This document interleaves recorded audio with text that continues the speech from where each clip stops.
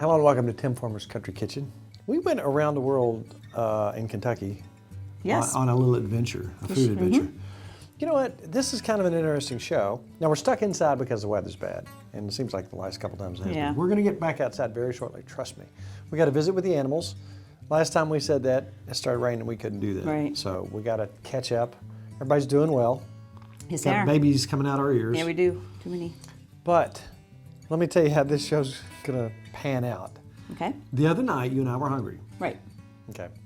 So we're always looking for that new recipe. You know what? We're always hungry too. We're always hungry. Went to Longhorns and got that recipe and kind of made it our own. It's not exactly what they did, but it was a great idea. It was delicious. And I talked to Doug, who runs that restaurant. He said, hey, he gave us the thumbs up. So anytime we want to steal anything from him, we can. Okay. But there are certain places here in Frankfurt, you know, that we go to.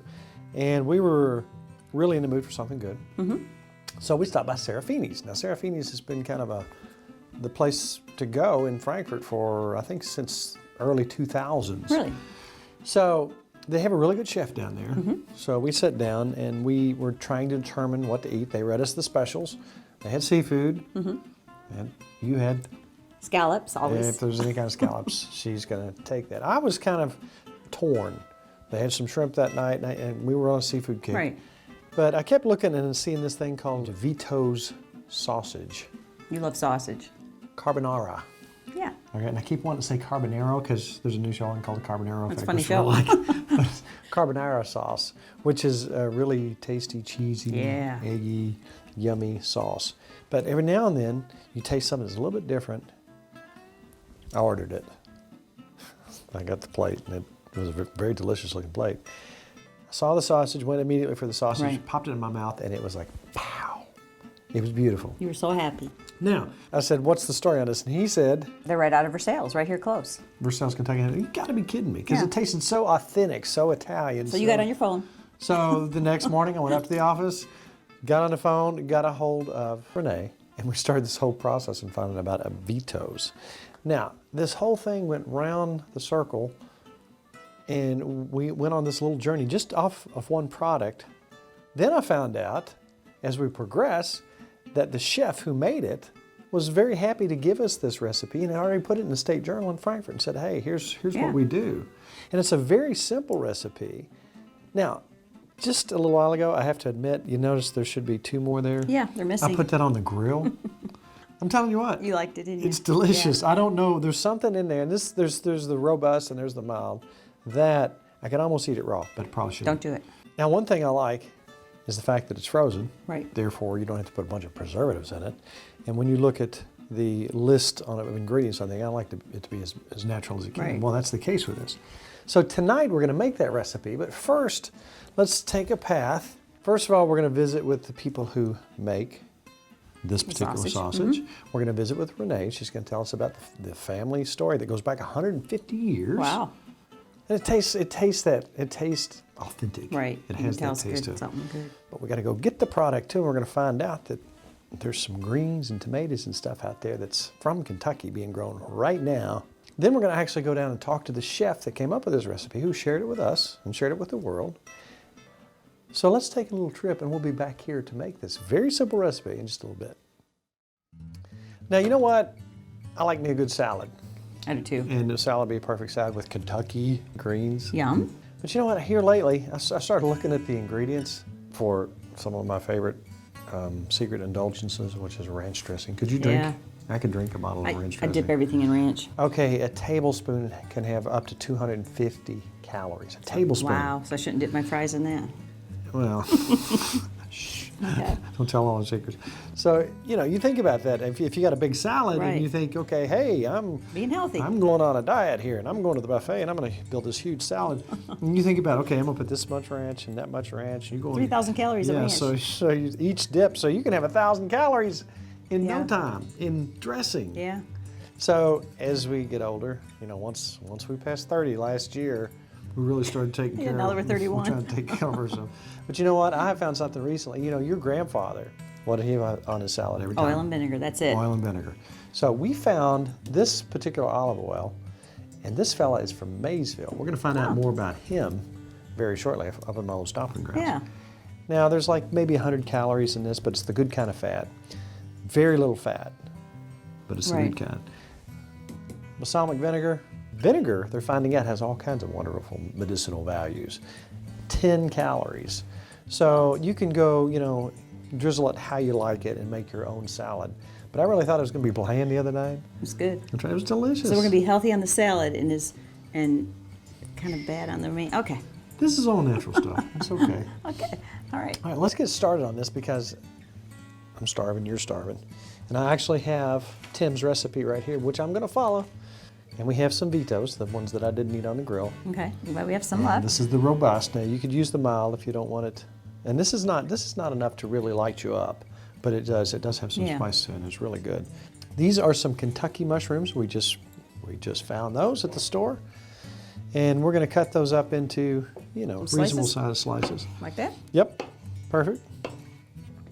Here's our ingredients. 2 tablespoons of oil, 1/4 pound of cooked sausage, now it's sliced, 1/2 cup of mushrooms, we're using shiitakes, 1/4 cup of bacon or prosciutto, now we're going to use prosciutto, a tablespoon of garlic minced, and we have fresh garlic, we're going to use a 1/4 cup of green peas.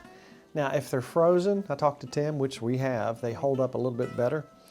We're going to use 1 cup of cream. This is all natural from JD Country Milk down in Russellville, Kentucky. 1/2 a teaspoon of pepper, pinch of salt, 1/4 cup of grated, I think we have Parmesan, 8 ounces of linguine cooked, and 1 beaten egg. Now we're going to warm the oil in a saute pan. We're going to add the sausage and render out the remaining fat. All right, the first thing I'm going to do is just cook these a little bit so they'll be easier to cut. If you tried to cut these, just raw, it'd be hard to do. Now again, Tim might do this differently. So I can't pretend to be Tim, but I'm gonna try.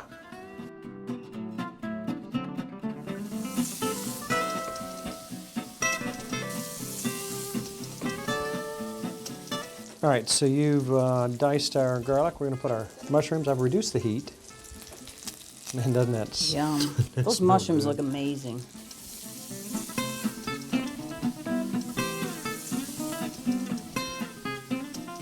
Now we've lowered our heat because we don't want to burn that garlic.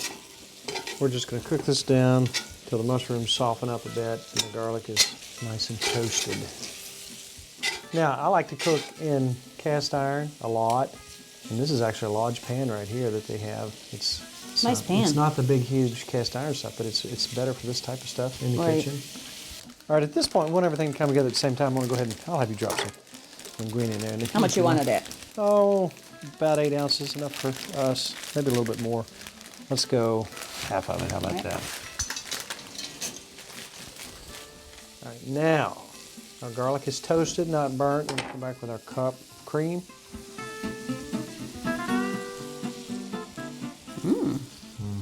All right, so we're going to come in with our peas. I love peas. You do. You know do. what? It calls for a 1/4 of a little cup, extra. but I know you like them, so I love them. I'll give you a few more Thank peas. you. Now we're going to reduce this. Yum. It's starting to look kind of familiar, isn't it? It is. All right, we have reduced appropriately. That's the right color. All right, now we're going to come back with our cheese. And this is Yum. grated Parmesan. Wow. And that's maybe a little more than a 1/4 cup. That's okay. We like cheese. That's okay. Because didn't he say do what you want? He said, do what you want. Yeah. He gave us license to change it up a tiny bit if we wanted to do so. All right, now we've added our cheese. Look how it's thickening up. Now I'm going to Yeah. come back with salt and pepper. Black pepper. You got to have some black pepper. Oh, yeah. You know why? Why? Because the pepper bandit demands that we use more pepper. He loves his pepper, doesn't he? He does love his pepper. All right, salt, a little bit more. We got a beaten egg waiting on us over here. Now what we're going to do is I'm going to take this off the heat. I'm going to let that set for just a second. Oh man, can you Yum. smell it? I'm ready. Now what we're going to do is off the heat. Let's go ahead and put that egg in there. We're going to mix that up, and then we're going to put that. Go ahead and just put it Just over put top it of in. that. You're and gonna we'll mix stir? it in. That came out of one of our chickens very recently. Okay, I'm going to let you, two-handed Drain these? person.